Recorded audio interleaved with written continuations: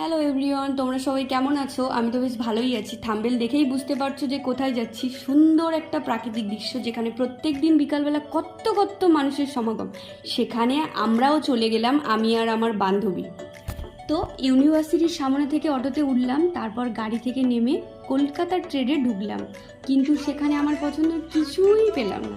তারপর গেলাম আমার পছন্দের এম বাজার। সামনেই পয়লা বৈশাখ, বুঝতেই পারছো কতটা ভিড়। তারও মধ্যে থেকে তোমাদের জন্য কিছু কালেকশান দেখালাম। আমার সাধ্যের কিছু পেলাম না বলে গরমের সময় কি আর খাবো ফ্রিতে, তাই এসির হাওয়া খেয়েই বেরিয়ে গেলাম। তারপর গেলাম ফুটপাথ সাইডে, কিছুক্ষণ একটু ঘোরাঘুরি করলাম। তারপর বেরিয়ে গেলাম সেই প্রাকৃতিক দৃশ্য দেখার জন্য।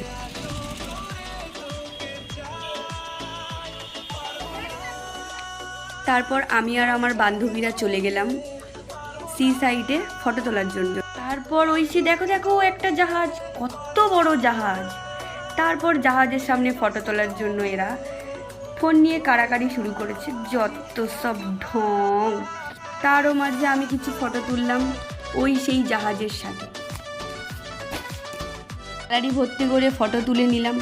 হয়তো কয়েক বছর পরে এই মুহূর্তগুলো স্মৃতি হয়ে থেকে যাবে। সন্ধ্যা হয়ে আসছে, তাই বেরিয়ে গেলাম। সূর্যি মামাও ডুবে গেছে। তারপর একটু খাওয়া দাওয়া করে বেরিয়ে গেলাম।